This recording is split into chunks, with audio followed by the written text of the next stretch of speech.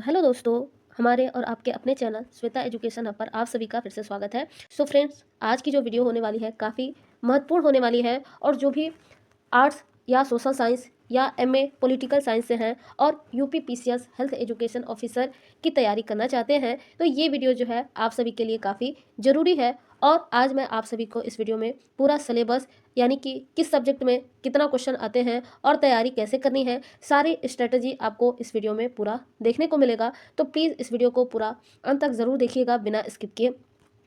सबसे पहले हम एग्ज़ाम पैटर्न को समझ लेते हैं। तो हेल्थ एजुकेशन ऑफिसर की जो परीक्षा होगी वो ऑब्जेक्टिव बेस होगी, यानी कि एमसीक्यू क्वेश्चन होंगे। और आपका अब जान लेते हैं आपके जो एमसीक्यू क्वेश्चन होंगे वो कितने आएंगे। तो सबसे पहले किसी भी एग्ज़ाम के लिए, कोई भी एग्ज़ाम हो, तो सबसे पहले हम सिलेबस क्या है उसका ये जानते हैं और उसके बाद हम अपनी स्ट्रेटजी अपने अनुसार बनाते हैं जिससे हमारा एग्ज़ाम क्लियर हो सके। तो हमारा सिलेबस इस एग्ज़ाम में क्या होगा और जो एग्ज़ाम पैटर्न क्या होंगे और हमारा स्ट्रैटेजी क्या होगी इस एग्ज़ाम के लिए, तो सारी चीज़ें आपको इस वीडियो में जानने को मिलेगा। तो सबसे पहले हमारा जो ऑब्जेक्टिव क्वेश्चन होगा, कुल मिलाकर 150 क्वेश्चन पूछे जाएंगे और कुल अंक जो होगा 300 होगा, यानी कि प्रत्येक जो क्वेश्चन होगा उसके 2 नंबर मिलेंगे और हमारा जो समय होगा 2 घंटा होगा और एक प्रश्न के 2 अंक मिलेंगे।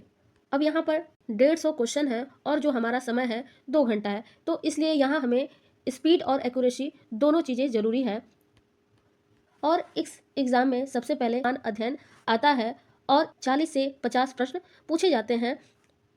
इसमें जो आर्ट बैकग्राउंड वाले स्टूडेंट होते हैं उनके लिए ये सब्जेक्ट जो होता है काफ़ी आसान होता है। और आपके जो क्वेश्चन पूछे जाते हैं, आपका भारत का इतिहास होता है, भारतीय संविधान व राजनीति होती है, भारत का भूगोल होता है, अर्थव्यवस्था, करंट अफेयर्स, ये तो सारे एग्जाम में पूछे जाते हैं। आर्ट वालों के लिए जो स्ट्रॉन्ग सब्जेक्ट होता है ये सबसे महत्वपूर्ण है। तो हमारा दूसरा जो सब्जेक्ट होता है हमारा स्वास्थ्य शिक्षा, यानी कि पब्लिक हेल्थ, और इसमें आपके लगभग 60 से 70 क्वेश्चन पूछे जाते हैं। यह सब्जेक्ट नया लगता है लेकिन जो सवाल होता है बेसिक लेवल के पूछे जाते हैं और आपको इस पर काफ़ी ध्यान देना होता है। जो भी पहले के एमए किए होंगे स्टूडेंट या बीए जो है किए होंगे उनको ये जानकारी होगी। तो यहाँ पर स्वास्थ्य शिक्षा का अर्थ और उद्देश्य जो है इससे रिलेटेड क्वेश्चन पूछे जाएंगे। पोषण यानी कि न्यूट्रिशन से क्वेश्चन पूछा जाएगा। संक्रमण रोग हैं जो उनके बारे में, यानी कि टीबी, मलेरिया, ये सारे क्वेश्चन आपको उससे पूछे जाएंगे। असंक्रामक रोग कौन से हैं, यानी कि डायबिटीज़, बीपी, कैंसर, ये सारे क्वेश्चन इससे भी पूछे जाएंगे। राष्ट्रीय स्वास्थ्य कार्यक्रम इसके बारे में, यानी कि सन कब लागू हुआ था, सारी चीज़ें पूछी जाएंगी। मातृ एवं शिशु स्वास्थ्य इसके बारे में, पर्यावरण स्वास्थ्य, पर्यावरण दिवस कब मनाया जाता है, इससे रिलेटेड सारे क्वेश्चन पूछे जाएंगे, यानी कि ईवीएस मान सकते हो आप। स्वास्थ्य जो स्वच्छता होती है इससे भी 1 या 2 क्वेश्चन पूछे जा सकते हैं। तीसरा जो हमारा सब्जेक्ट आता है इससे हमारे क्वेश्चन आपके 40 प्रश्न आते हैं। इसमें सामाजिक समस्याएं क्या है और जनसंख्या शिक्षा, समुदाय विकास, स्वास्थ्य और समाज, सामाजिक परिवर्तन, इससे रिलेटेड आपके क्वेश्चन बनते हैं। जो छात्र एमए पॉलिटिकल साइंस या सोशियोलॉजी यानी कि समाजशास्त्र वाले छात्र हैं उनके लिए बहुत ही आसान क्वेश्चन आता है अगर आप पढ़े रहोगे तो अब आता है हमारा स्ट्रेटजी, यानी कि हमारी स्ट्रेटजी क्या होनी चाहिए इस एग्ज़ाम के लिए।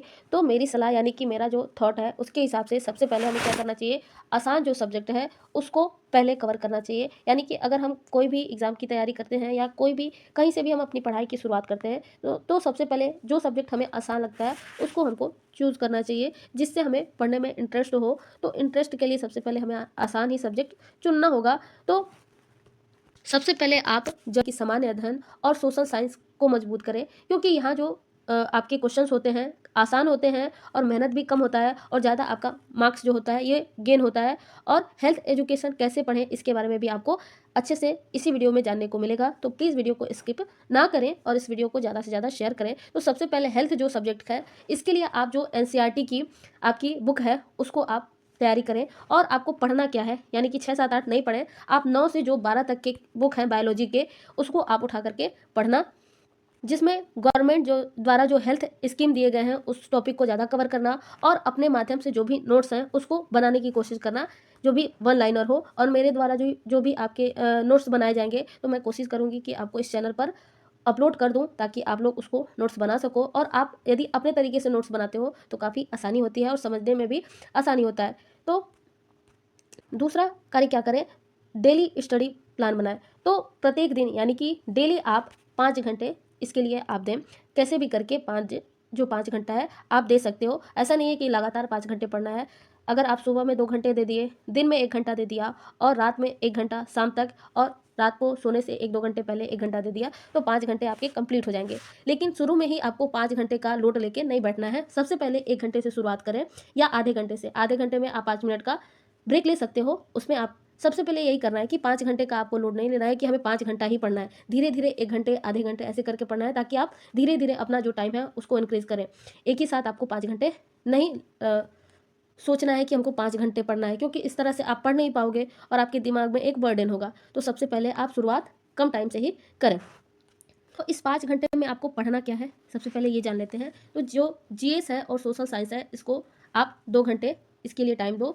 हेल्थ एजुकेशन जो है, इसके लिए आप 2 घंटा टाइम दो। और जो एमसीक्यू प्रैक्टिस है, इसको 1 घंटे आप क्या करो, या तो या यूट्यूब से पढ़ो, या तो इसके लिए आप बुक ले सकते हो। सारी जो भी आपको आसान लगे इससे आप पढ़ सकते हैं।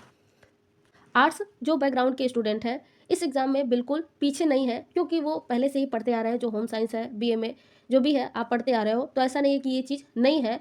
बस अपने स्ट्रॉन्ग एरिया पर भरोसा रखना है, यानी कि जो आपके आसान सब्जेक्ट हैं, जो सब्जेक्ट आप पढ़ते आ रहे हो और जो सब्जेक्ट आपका ज़्यादा मार्क्स गेन कर सके, उस सब्जेक्ट को ज़्यादा कवर करिए। उसके बाद टाइम मिलता है तो अदर सब्जेक्ट पर फोकस करें।